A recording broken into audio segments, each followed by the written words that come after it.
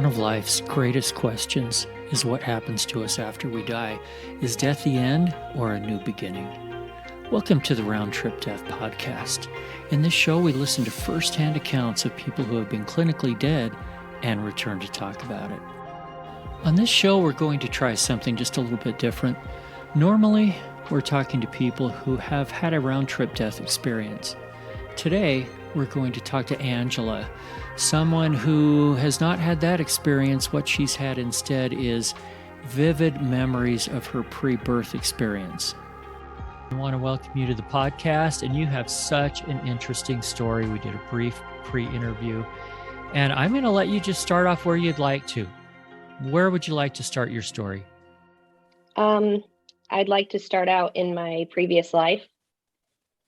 I remember being a woman, and I was married.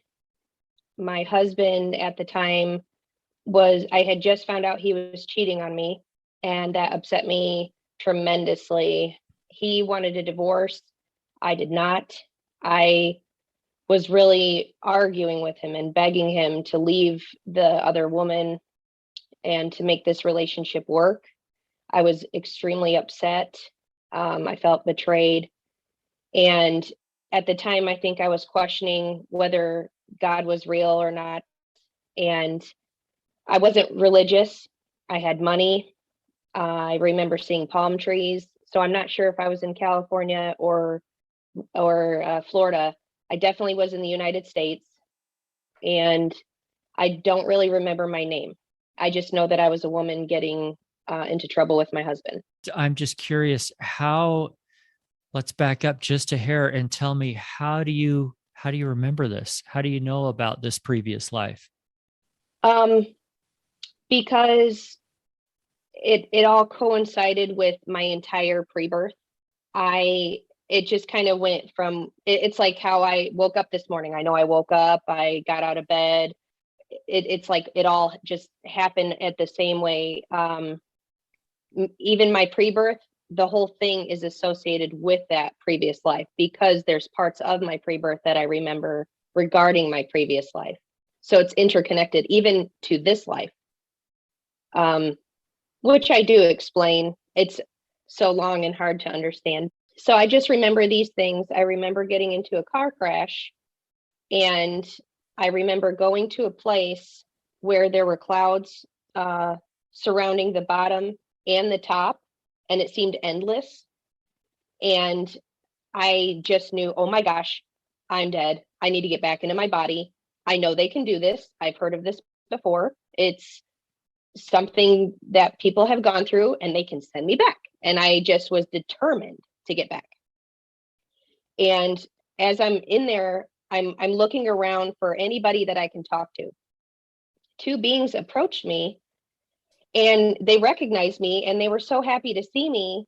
And I was just like, I know you, but I don't know you.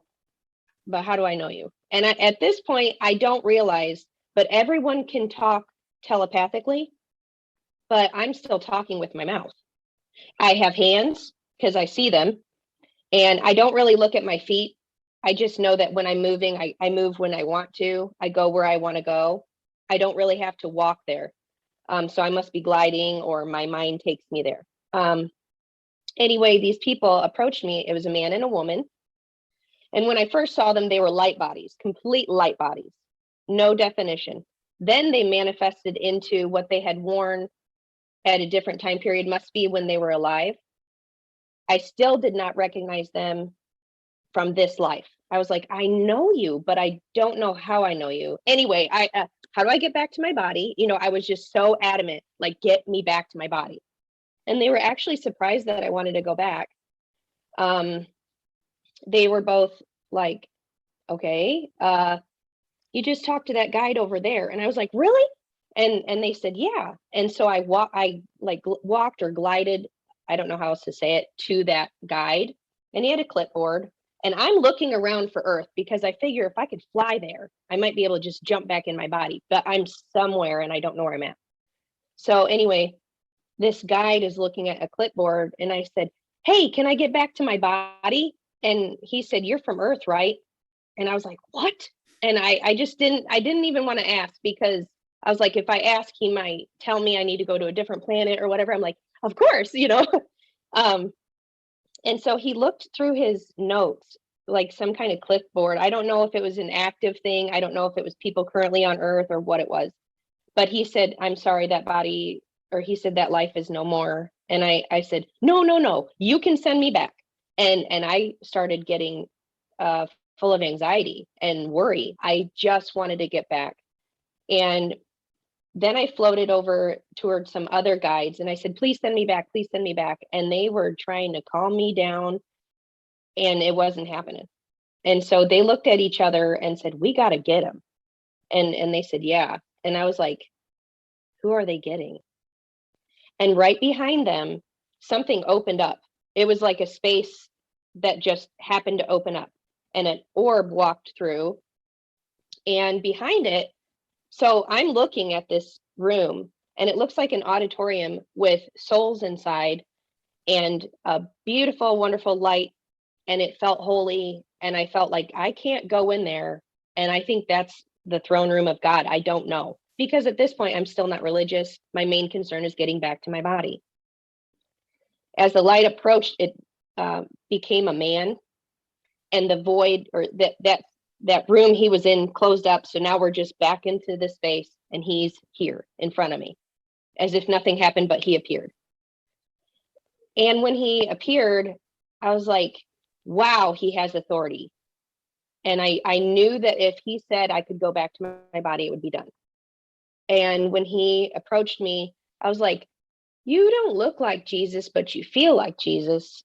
And I don't know you, but you have to be Jesus. Like, I'm having all these thoughts in my head, thinking I'm thinking quietly to myself, but they can hear everything I'm saying. And he said, there are no tears in heaven. And when he said that, because I was crying, I wanted to get back to my body. When he said that, it was like a wave, a vibration came over me. And I knew that I was in peace. I was in a place of peace. And I actually felt it. And so the energy of the pain flowed away from me. And I could actually concentrate on what was happening. I felt like I could handle whatever he had to say. And I said, you're Jesus. I know you. And he said, and we don't talk like that here. We talk like this. And he spoke through my mind, and I was like, oh, and I felt bad because I knew that he heard everything I was saying, and I was so embarrassed, and I knew I had to monitor my thoughts from then on. And I said, your eyes, I will never forget his eyes. To me, they were blue. I've heard of other people saying they were brown, but the eyes that I remember of Jesus were blue. He had all authority. I knew anything he said goes, and he had a lot of love in his eyes. And I said, what about that life? And he said, that life is no more. And I said, what about the husband? And he said, he will continue to cheat. He will marry that woman and cheat on her too. There's nothing more for that life for you.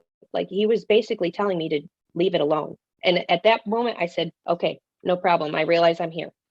I'm done. And he said, I need to show you something. And I said, okay. Now at this point, I'm a little bit nervous.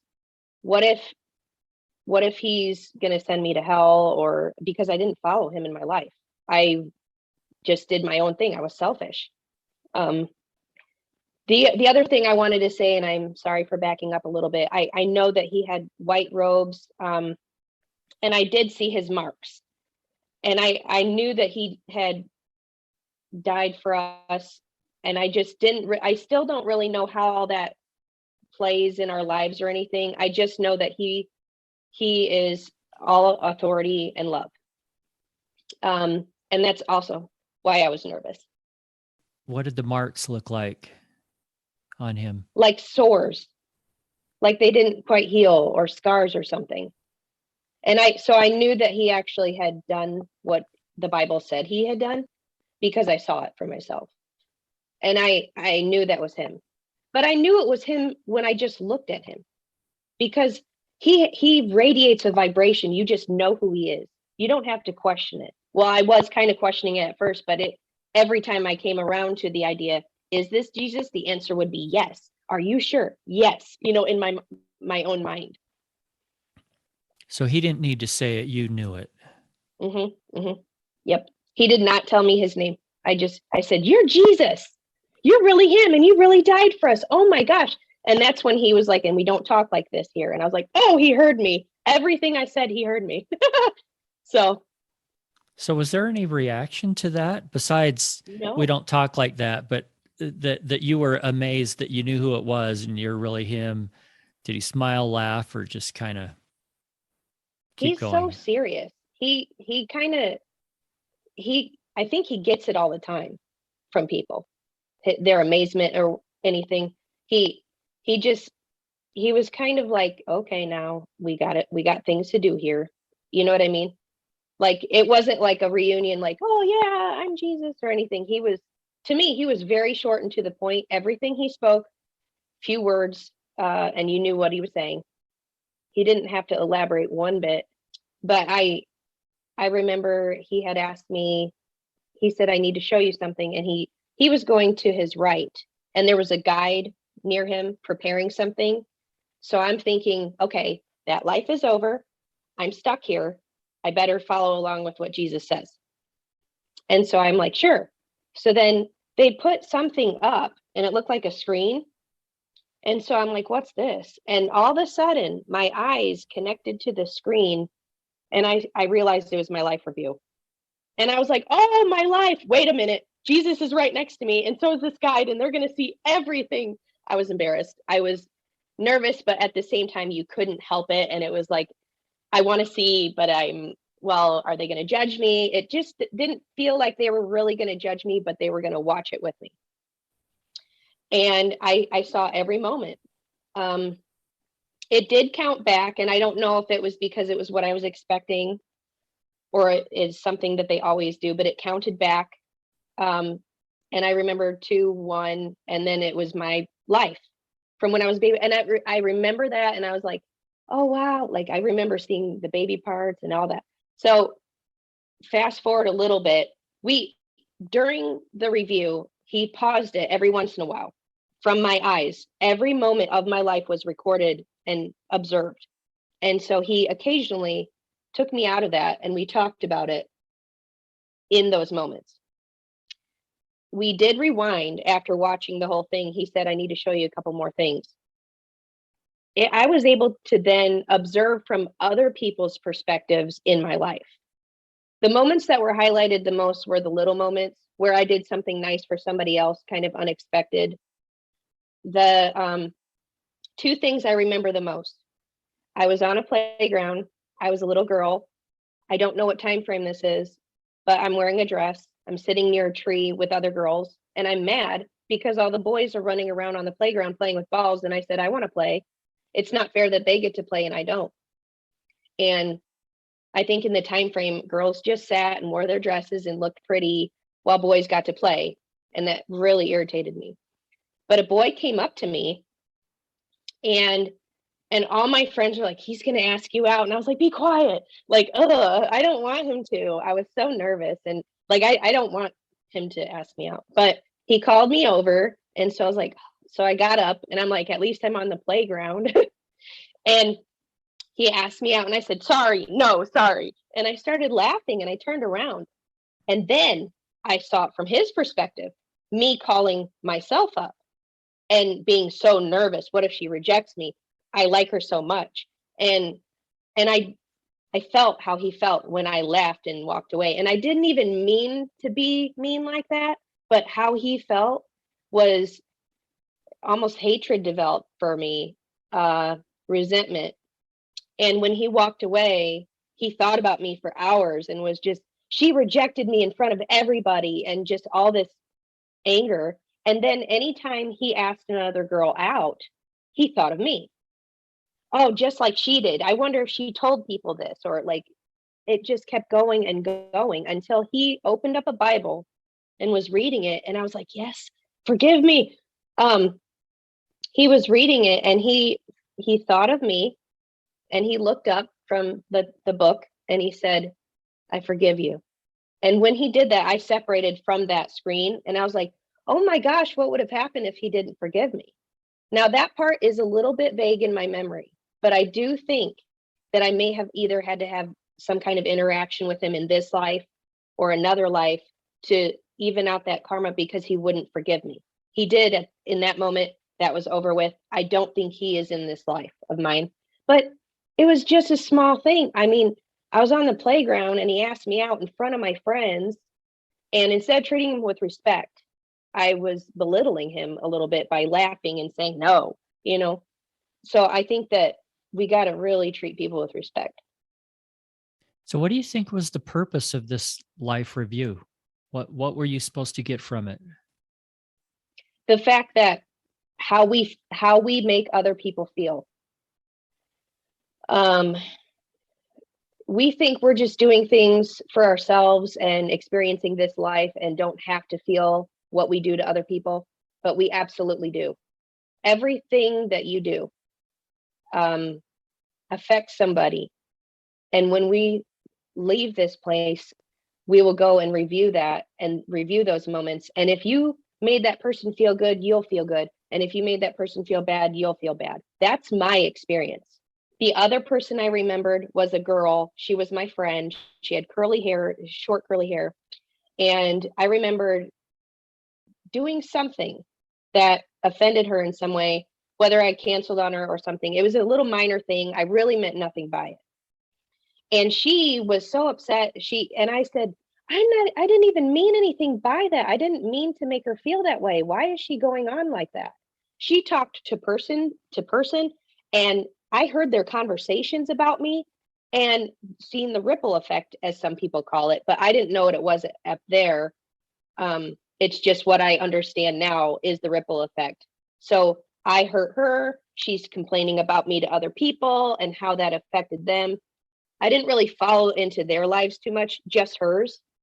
And within a few days, she forgave me because I explained, "Hey, I'm sorry," and so we became friends again. So that was a smaller interaction.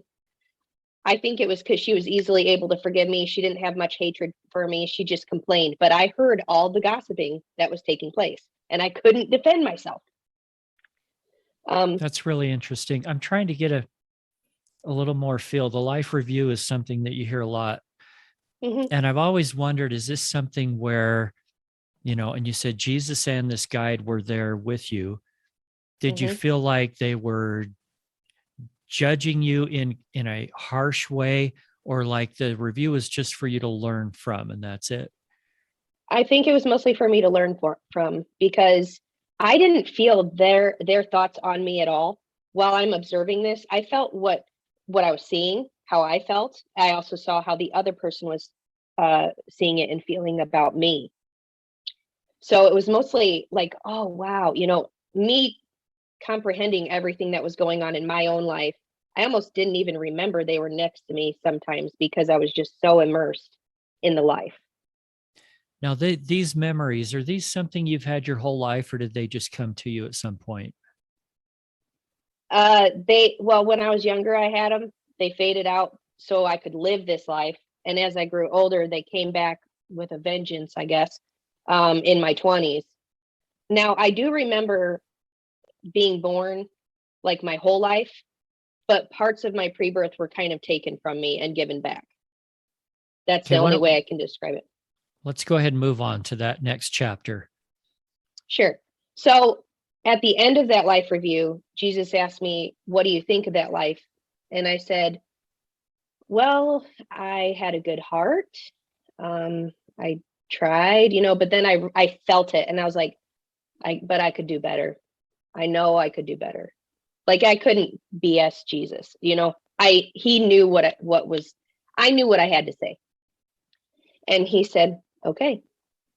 And then he said, I need to show you something else. And I'm thinking, sure, because I don't want to go to hell. My life review's over. I don't know what's happening next. So sure, show me what you need. And so he took me to a different area, just in the same area. I don't know how else to describe it, maybe a few feet away. And I saw another TV screen. And he said, I need you to review this life. And I said, sure.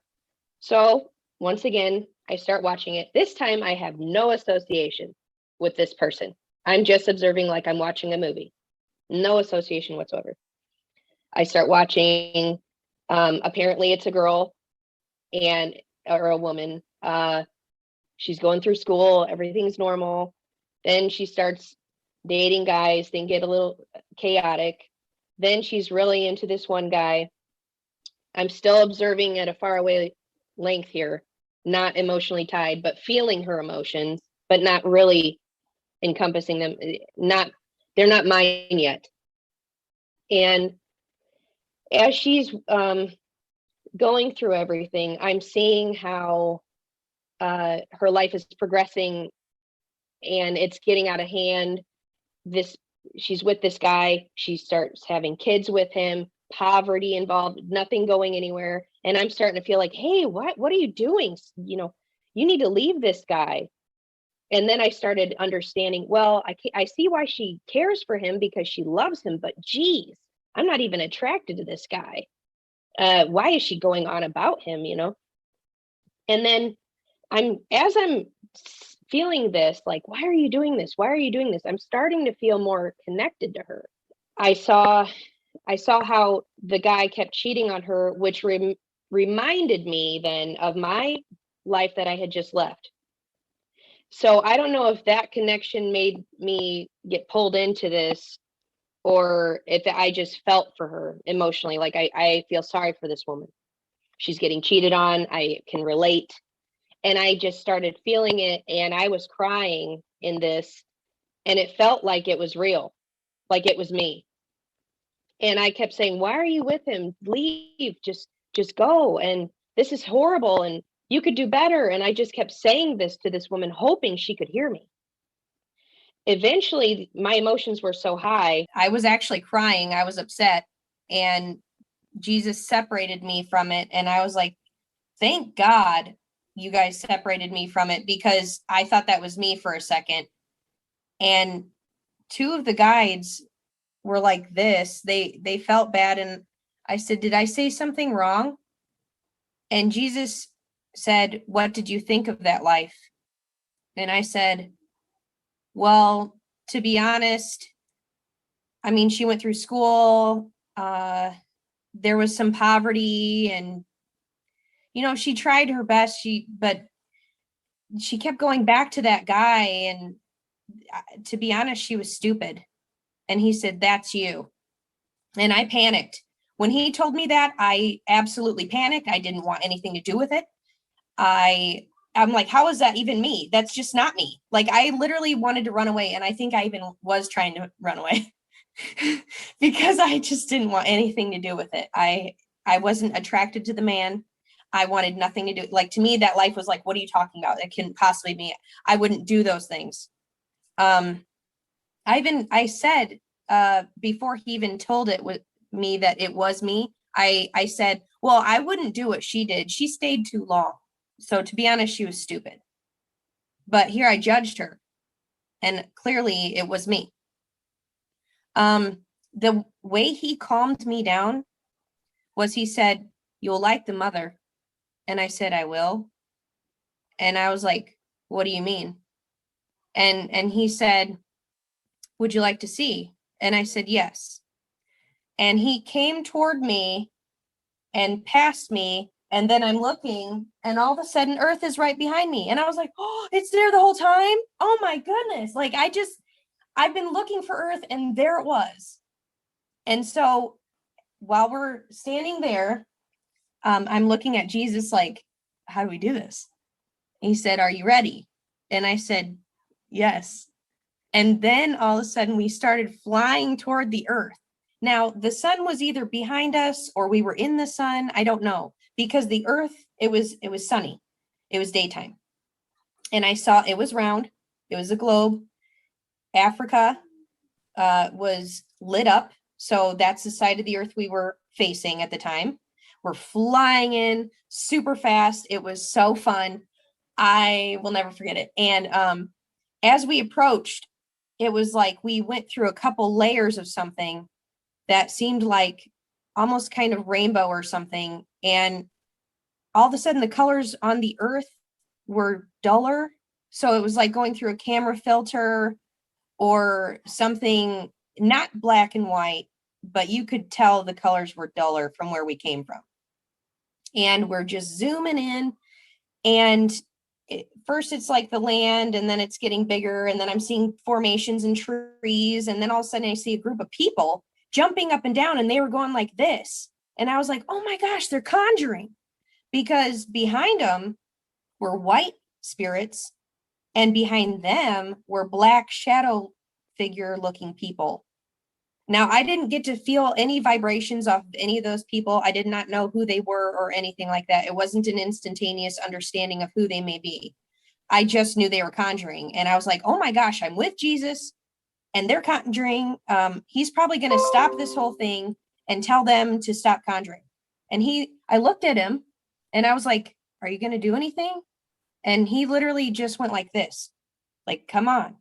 And so I was like, oh. So then I continued to fly with him. And I was like, why didn't he do anything? Is me getting on the planet more important than him interrupting these people, or does he not care? I'm just so confused. I'm thinking these thoughts while simultaneously flying through the air. We're like just above the tree line. So we're flying over, and we must have gone toward Asia, because when we approached the planet, we went to the right. And I'm noticing the sun setting and everything. It was so awesome. It all happened so quickly. But I remember going over the lands, over the ocean, faster, through the United States so fast that I'm like, we must be in the US. And all of a sudden, bam, Mishawaka, Indiana. How can you be on the coast of California and then instantaneously be in Mishawaka? It was like so fast. It was awesome. And we stopped, and we're in the middle of the street. And I'm like on the east side, he's on the west side, and I'm looking around and I'm like, where's a human being? It's nighttime. Oh, I didn't even think of that. And I said, where's the mother? And Jesus said, inside. The house was on his left and it was on my right hand side. And I said, I'm thinking, why aren't we inside the house then? And I said, well, can I see? And he said, yes, just approach. And so then I was like, oh. So then I start approaching the house, and instantaneously I'm in the kitchen. I was like, what? I didn't even have to go through any walls. Like, I didn't go through the living room or anything. The house, the way it's set up, to give an idea, is there's a front porch, then a living room, then a kitchen. I literally approached the house a little bit, didn't even get into the grass of the house, like the yard. I was already in the kitchen. And I was like, wow. Saw my mom doing dishes, and I was like, oh, okay, the mother. And I'm looking at her, like trying to see her face. And I said, okay, well, then I felt like she's stressed out. She must be upset about something. And then I felt that, I said, but she has a good heart. And I'm trying to observe her when all of a sudden I hear kind of yelling or commotion going on. And I look and I see a couple people coming out, but I don't even get to look at them fast enough. And I'm pushed out of the house. I'm outside on the street again with Jesus. And I said, what was that? I'm trying to observe the mother. And he said, that's just normal family life sometimes. And I was like, oh, okay. So I'm not sure at this point. I'm forgetting my previous life very much. I don't even remember it hardly at this point. Like, because I'm so concentrated on where I'm at, like the earth, maybe being in the void, or in the atmosphere of the earth, maybe being on the earth makes you forget things, because I was literally just, I know Jesus is here. I know the mother's there. And that's basically all I know at this point. I hear something like tires on gravel, and I'm like, what's that? And I turn around, there's a car coming. And I was like, oh, so I move out of the way, and the car passes right by me and goes right through Jesus. And I was like, he doesn't even care. They don't even see him. This is amazing. And then he said, are you ready to go back? And I was like, yeah. And I'm thinking, we get to fly. This is so cool. And we were right back where we were from where we started. I didn't get to fly anymore. And I was so disappointed with that, because that was just the most fun part of the whole thing. he said, your name will change. I said, okay. So then I saw my old name above me in a hologram.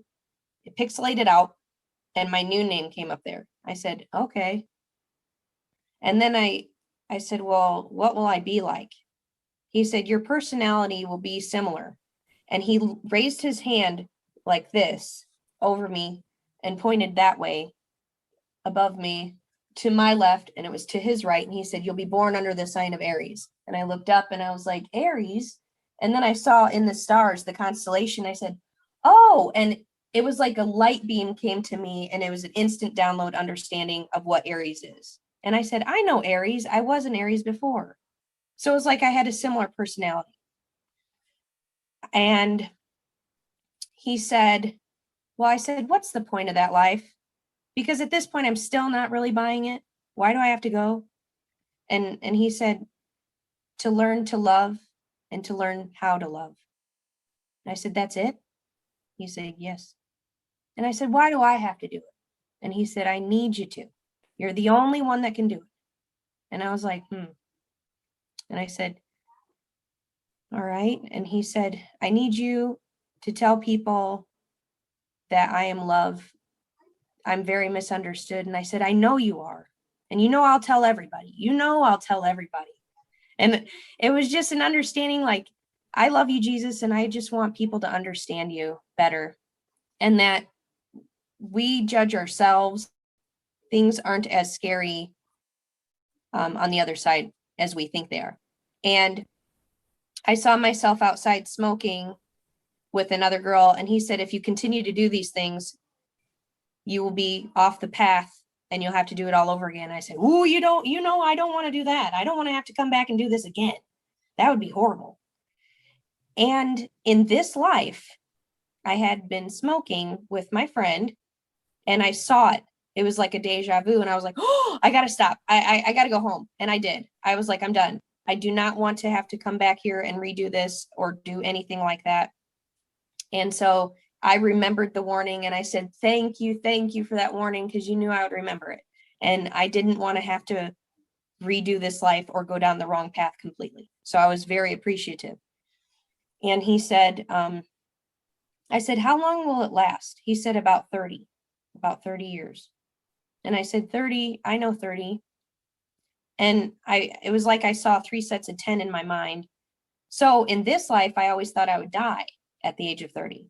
But I think what he was talking about was the relationship that was devastational in that whole life preview that I had. Because when I turned 30 years old, that relationship was over. I have so many questions because we've gone a long ways here. Yeah. And I'm not sure where to start. You mentioned that Jesus said, tell everybody I am love. Yeah. Tell me a little bit more about that. He said that people confuse him, or he's misrepresented. I think that he thinks people fear him on earth, and he doesn't want to be feared. And I said, I will tell everybody, because I know he has power, he has authority, but he's not like somebody who clearly he's not judging. He saw everything I did and he didn't tell me I did bad. I told myself I could do better. I told him I could do better. When he showed me the drugs, the weed that I had smoked, he didn't tell me, now you're not supposed to be doing that. He just didn't say anything about it. He didn't judge me. And I judged myself. Like, I don't think that he wants people to fear him. I think he wants a relationship with people. And so people are confused by him. And so they kind of stay away from him, and he doesn't want that. It hurts him. A couple other things. Sure. How do you know this wasn't just a dream? Some people are probably hearing this are going, she went to sleep one night, she woke up, she remembered, this was her dream. How do you know this is real? Because remember the girl that I saw who was with somebody who kept cheating on her and everything? That actually happened in this life with the father of my 3 children. And the things that happened up there correlated entirely with what's going on in my current life. I am an Aries. I also remember being born, which I'm getting there. I have done research on near-death experiences and pre-birth experiences because I needed validation. I went to the church and they told me that this memory is demonic. And so it frightened me. I didn't want to have anything to do with it. And I kept praying, God, if this is not real, take it away from me. I don't want to remember it. And I remember it so well. I feel compulsively like I need to talk about it. I need to tell people. I want people to know and understand. So it's not a dream. I understand completely. Yeah. You mentioned that something about how you didn't want to have to replay this again. Do you feel like the reason that this is sort of your second time around, right? Do you feel like if you get it right this time, then you won't need to do this again? Like this is going to be it, and then what? I hope so. I'm so glad you asked me that. Yes, I think that if I do it right, I can either stay up there like I wanted in the first place, or I at least will have a better life having to come back. I'm not sure yet. And that's why I'm doing my absolute best to make sure I get to where I want to go. While we were in the middle of doing all this stuff with the review of Lorelei, my life review and things like that, there was a man that came up behind me, like he came from Earth, where Earth was, passed right past us, and went into this open void where there were flowers. And I said, oh, that's heaven in there. And I wanted to go in there, and it closed up behind him like nothing happened. I said, how come he got to go? How come I can't stay? Can I stay? And Jesus said, you won't like it. And I was like, I better not stay then. I don't even want to ask, because I feel like if you ask Jesus to show you, you get shown. And I didn't want to see what I wouldn't like. He knows me. He knows me well enough to know that I wouldn't like staying there in whatever form, way, or whatever. I don't know. So he did tell me I would like this life, in which now I do. But before I turned 30, I hated it. I was depressed all the time, cried every day, just like I did while I was watching the life, the same emotions, same thoughts. And I was dual-minded too. I should stay with him because I have children. Why am I staying? Why am I not leaving? It was like, I'm wondering if my thoughts from while I observed the life were coming to me while I was living it. Because there were many times where I'm like, why am I even here? Why am I with him? You know, and it felt true. Like, why? But then I'm like, well, I'm afraid to leave.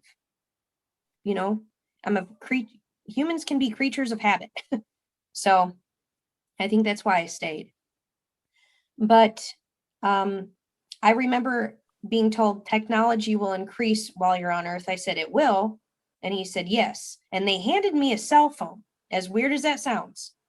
And it was like this kind of phone now, where there's nothing on the phone itself, no buttons or anything. And I was scrolling up and I was like, wow, that's so cool. How do you do that? I mean, I was just like, this is amazing, because I said, I don't want to go back to Earth if I can't communicate with you guys, if I can't be in touch. He said, people around the globe will be telling their stories. And then that's when he, where Aries was, just underneath that, he showed a hologram of the world. It was not the real world. It was a hologram. And somebody quoted it like the holodeck in Star Trek, I believe, where they can just create things. It seemed like that in this area that I was at. So he created this hologram of the world, and everyone told their individual stories, and it just made a light, another light, another light, and lights were lighting up all over the planet, and it was becoming like a sheet. And he said there will be technology that will be able to help connect people around the world. Now, when he says stuff, he's just to the point, doesn't go on about it, doesn't explain anything, and you kind of understand anyway. You don't need an elaborate explanation. And I was like, okay. So I kind of feel like people who are telling their near-death experiences and pre-birth experiences and spiritual transformative experiences are coming out and connecting and helping raise the vibration of the planet, because it did look white. It helped to bring love across the planet. That's what I saw. Okay. So you mentioned something about your birth experience. Let's go there. Okay, well, there's a little bit more, and then I Okay. jumped through the wormhole. So, All right, go for it. okay. So I said, well, what will I look like? And that's when they showed me this dresser that had marble top and a beautiful mirror. And I'm looking at it and I was like, oh, I look the same almost. And so I'm seeing my face dead on.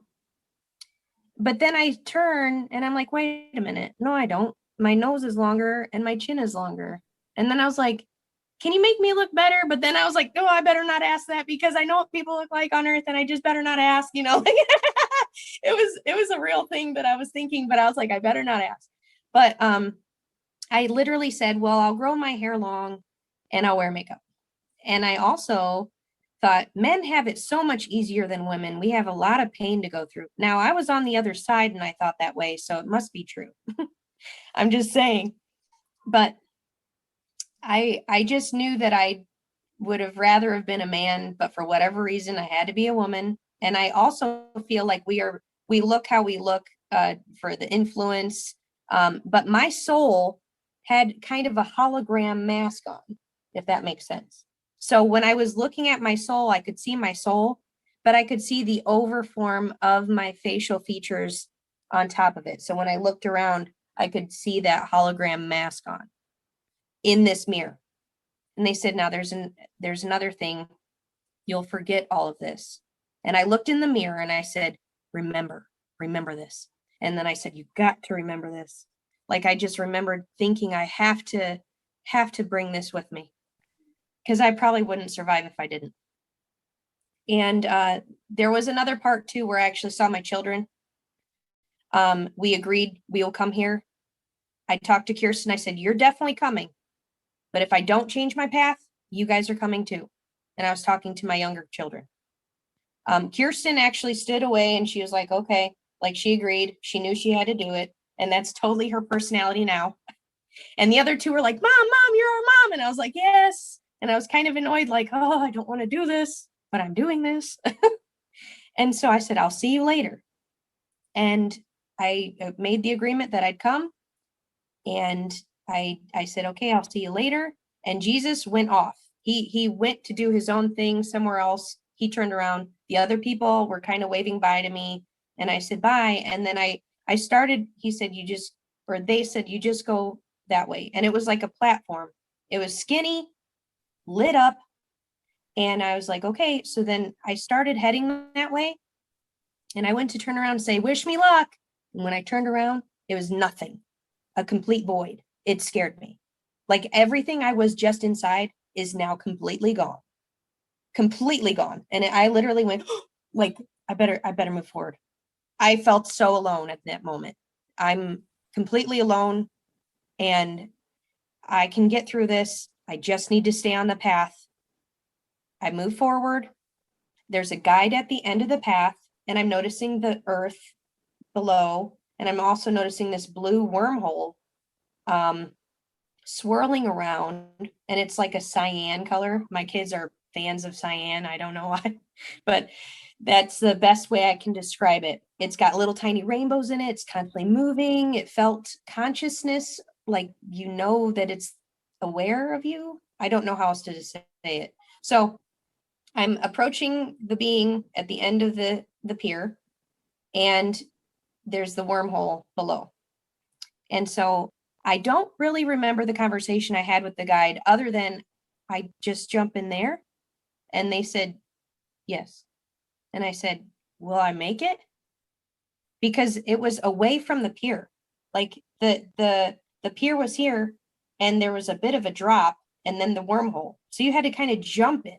If you just went straight down, you would miss it. So that was scary too. And sounds like what we would call a leap of faith. Yeah. And I literally was thinking, if I don't make this, do I just float around in space? And I was like, no, I'll make it. Just stop. Like I have random thoughts sometimes and I still do, but I remember the guide saying that they will come in after me. And I said, okay, I'll see you soon. And so then I said, I'm going. And I jumped in. And as I'm jumping, I'm falling, but I figured it would be like a vacuum anyway. So I did make it. And as I'm getting in, I'm like, wow, this is kind of bigger than I thought it was. And so I'm getting in the middle, and I don't know if you've ever seen like a water park, how it's like a big funnel and you go down and then all of a sudden you're in a small tube. It's exactly like that. I wasn't spinning around or anything. I just jumped in. And as it's coming closer to me, I'm getting like, oh man, this is getting smaller. And I'm getting closer and closer to myself, kind of becoming a fetal position anyway, because I'm a little bit afraid. I'm like I said, I'm on a mission. I got to remember I'm on a mission. And then all of a sudden I started feeling tired. I'm like, I'm on a mission. I'm gonna rest now. I may as well. And so I fell asleep. And then I woke up inside my mom. I said, oh, I made it. Now I don't know that I was breathing or anything. It must have been, just me thinking these thoughts, like I made it. And I literally said, I made it. I made it. And I looked, and I had full control of my body at this time. And I counted my finger. I opened and closed my hands, and I said, I really made it. He was right. Jesus was right, you know? And I said, okay, make sure 1, 2, 3. I counted my fingers to make sure I had no deformities. And then I looked for my feet and I said, oh no, I can't see my feet. I can't see them. I can see my knees though. I couldn't see quite past my calves. I don't know if my eyes were not functioning well enough at that time. I have like 20/20 vision now. So I wiggled my feet and I'm like, okay, 2 feet. And then I wiggled my toes and I said, okay. And I don't remember Jesus telling me I have deformities, so I must be normal. But I made it. I made it. So I'm thinking, and I had enough room that I could stretch out my body inside the womb. So I don't know how small, I was small, but I had thoughts. I was completely aware, as if I'm talking to you now. I remembered everything, and I knew that I was on a mission. And I kept falling asleep. And every time I'd wake up, I was like even more crammed in there. And I'm like, oh, I'm getting bigger. Oh, I'm so tired. It's so heavy. And I kept, and that was another thing. As I was falling through the blue wormhole, I was getting heavier and more dense and just tired. So I've heard of near-death experiences talking about the heaviness of the body and stuff, and I can relate to that.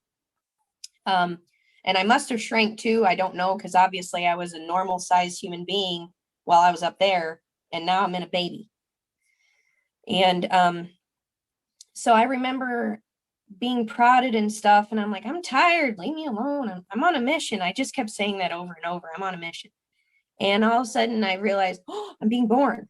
And so then they got my head out, and I'm like trying to see, but it's so bright and I can't see because of the lights. And then all of a sudden they put drops in my eyes, and now I'm like, oh, now I really can't see. Great. And it was worrying me, like, what if they blinded me or something? And now I'm really starting to panic. And then they put something in my throat to try and like get out the amniotic fluid. And that gagged me. And I'm like, oh my God, this is nothing like I thought it'd be. I'm aware and awake, and I'm a human being. And when they finally get me out, I'm like, oh my gosh, it's freezing cold. I thought I didn't want to go. I was like, no, let me stay. I remember not wanting to come out because of how cold it was. And they put me on some kind of flat metal surface. I mean, they had me wrapped in a blanket, but it wasn't enough. I was screaming. My mom said I was the loudest baby. The whole hospital heard me, she said. And I said, yes, I know, because I was mad. And I remember thinking, you guys got to get me a blanket. You got to warm me up. I'm freezing here. I don't know where I'm at or what I'm doing. And I remember thinking, oh my gosh, I have no control of my hands anymore. When I went into the womb, I could open and close my hands, count my fingers, move them just like this, no problem. And I crossed my feet and I was swinging them in the womb. I was free to do what I wanted. Now I have absolutely no control. And that panicked me too. I said, this is nothing like you said it'd be, Jesus. I was kind of mad but what could you do? I have to be a baby to be a human being on the planet. I can't just miraculously appear. But anyway, they handed me over to my mom, and I was like, is this the lady? I don't know. I don't remember her looking like that. And then she spoke, and I was like, oh, it is the lady. It is my mom.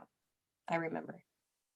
And then I just think, oh my gosh, now that I'm warmer, I'm hungry, I'm starving. And then she ended up having to breastfeed me. I'm like, oh my gosh, I don't want to do this. Like I knew because I'm aware, and I didn't want to do it, but I was so hungry, and I'm like, they're not gonna know that I know what I'm doing, so I may as well eat. So I did, but it was so embarrassing. But yeah, that's what I remember. And my mom did tell me I breastfed and I was the loudest baby. So like the things that I remember were validated. So That's funny. You were so embarrassed. I was. You mentioned in our pre-interview, you feel like you have kind of a mission, like there's something that you need to do. What is that and why? I think it's to tell my story, because I remember telling Jesus, I'll tell everybody, I will. And I kind of felt like he needed me. He said, you're the only one that can do it. I need you to. That's what he said.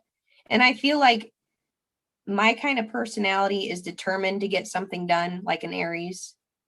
And I want to share my story. I'm built for this. I don't mind repeating it 1,000 times or answering 1,000 questions if it's helping people, if it's doing what that holographic earth did, transferring love around. I want people to understand Jesus is not what we think he is in the Bible. He just wants a relationship with us, in my opinion. How else would you describe that and how you felt about him and around him? I just knew that what he said goes. It didn't matter what he said. It happens. Like how he said there are no tears in heaven. When he said that to me, I was at my wit's end crying that life was over. I was distraught as ever. I did not want to die. I wanted to go back to earth. And when he said there are no tears in heaven, when he said it, it was like it ended. The tears stopped. It was like a teacher scolding a child. That's enough. And all of a sudden the kid's like, what? You just know. When he says something, it goes. But I did notice he needed my permission for things, because he said, do you want to see the mother? Are you ready? When we went to go to earth, he said, are you ready? And then when we were ready to go back, he said, are you ready to return? And I was like, yes. So he always asked me, are you ready? Can I show you something? Those type of things. So he needs our permission. I'm not saying that he can't do things without our permission, but I think he just wants consent from us. He doesn't want to just rule us. He wants us to go along with him. Right. That's interesting. It makes sense because in this life, we have the ability to choose pretty much everything, right, wrong, not the consequences that come, but those kinds of things. So it makes sense that before this life or after this life, we would be able to do the same thing. Well, thank you very much for being on the podcast today. Super, super interesting. And Angela, appreciate it very much. You're very welcome. Thank you for having me. If you've had a round-trip death experience and would like to share it with us, we would love to hear from you. Send an email to me, eric@roundtripdeath.com. And lastly, if you've found this program uplifting, if it's given you just a little more hope in the future, share it with a friend, rate us 5 stars, and be sure to visit roundtripdeath.com. Until then, I wish you everything good that you're looking for in this life and the next.